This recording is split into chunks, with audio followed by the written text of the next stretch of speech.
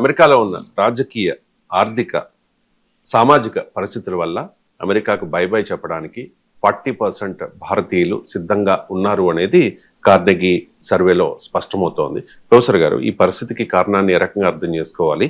ఈ సర్వేపై మీ కామెంట్ ఏంటి? అంటే ఇది మనం స్టాండర్డ్ ఒపీనియన్ గా తీసుకోరాదు. ఎందుకంటే క్రైసిస్ లో ఉన్నప్పుడు, ఒక క్యావోస్ గందరగోళం ఉన్నప్పుడు సహజంగానే మనిషి అలా రియాక్ట్ అవుతూ ఉంటారు. మీరు ఇదే పరిస్థితులు కాస్త మెరుగుంటే అంటారా? మీరు అమెరికాకు వెళ్ళే వారు ఏమైనా తగ్గుతున్నారా? సో అందువల్ల ఈ 40% వెళ్ళిపోవాలి అనే భావనకు కారణం ఏంటంటే ఇప్పుడు ట్రంప్ సృష్టిస్తున్న బీభత్సం.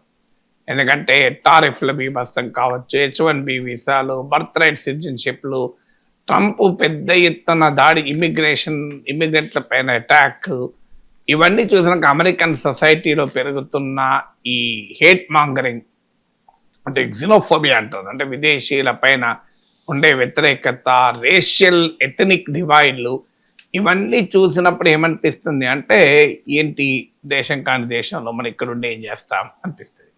మళ్ళీ ఒక్కసారి కెరీర్, ఇన్కము, మీకు ఆపర్చునిటీస్, గ్రోత్, ఇలాంటివి చూసినప్పుడు ఏమనిపిస్తుందంటే మనం ఇక్కడికి వచ్చింది దేనికి?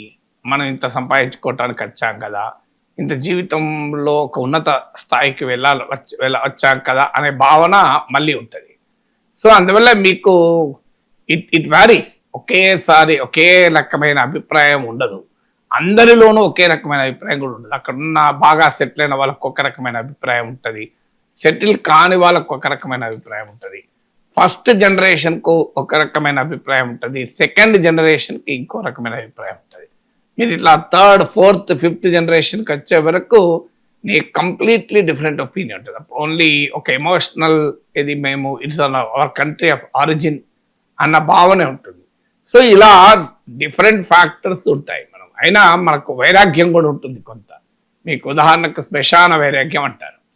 ఏంటి శ్మశాన వైరాగ్యం? మీరు ఎవరన్నా చూడండి, మనం ఎవరన్నా చనిపోయినప్పుడు వాళ్ళ ఇంటికి పోయి వచ్చేటప్పుడు, మందలించి వచ్చేటప్పుడు, పరామర్శించి వచ్చేటప్పుడు, అంత్యక్రియలకు పోయి వచ్చినప్పుడు ఏముంది జీవితం, ఎంత సంపాదించినా పోయేటప్పుడు తీసుకెళ్తామా, పాపం బతుకున్నంత కాలం తపన పడ్డాడు కదా, 50 కోట్లుండి కూడా ఇంకా సంపాదించాలి, ఏం పట్టుకపోయాడు పోయేటప్పుడు, అసలు ఇదంతా కాదు జీవితం అని ఒక వైరాగ్యం వస్తుంది.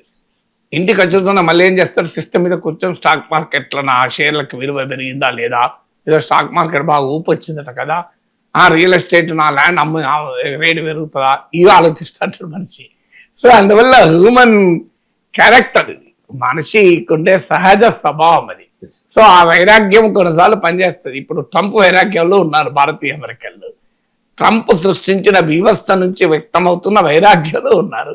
సో ఆ వైరాగ్యం నుంచి కాస్త వెళ్ళిపోతున్నారు.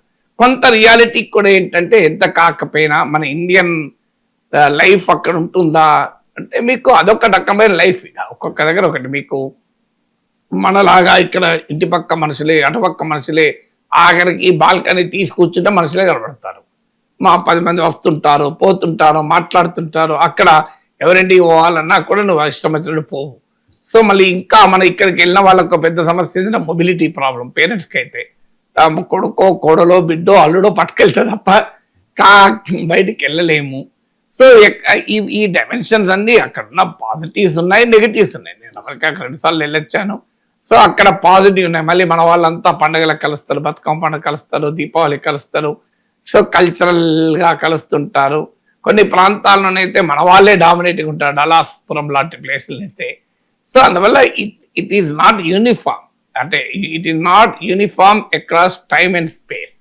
సో కొన్నిసార్లు కొన్ని రకాల భావనలు ఉంటాయి, బట్ ఎక్కడ కాదన్నా సహజంగానే అరే మన కంట్రీకి అనే భావన అయితే ఎప్పుడైనా ఉంటుంది. ఎందుకంటే సో మన వాళ్ళు, మన చుట్టూ ఉన్న ప్రపంచం, ప్రతి మనిషికి ఉండే స్వభావం. ఇప్పుడు మనం ఢిల్లీలో పోయినాం అనుకోండి, మనకేమనిపిస్తుంది, చుట్టూ తెలుగు వాళ్ళు ఎవరు కనబడరు, హిందీ వాళ్ళు కనబడతారు. మళ్ళీ ఏమనిపిస్తుంది, మళ్ళీ హైదరాబాద్లో దిగడంతో ఎక్కడలేని ఆనందం వేస్తుంది.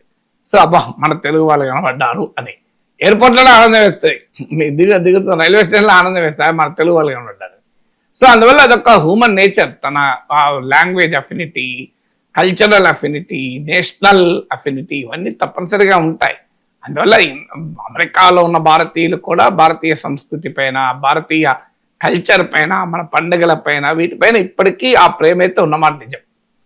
మంచిగా స్వచ్ఛమైన తెలుగు నేర్చుకుంటుంటారు, ఈవెన్ పద్యాలు నేర్చుకుంటుంటారు. So there are mixed trends. మనం మొత్తం ఏదో అమెరికాలో ఉన్న ఇండియన్స్ అంతా రేపొద్దున కట్టకట్టుకొని వెళ్ళిపోవాలని కోరుకుంటున్నాను అనుకోరు.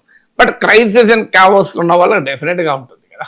నీకు వెళ్ళారు ఏదో ఆశతో, ఆ ఆశ ఫలించడం లేదు, ఉద్యోగం వస్తుందో లేదో తెలియదు, ఉన్న ఉద్యోగం ఎప్పుడు పోతుందో తెలియదు.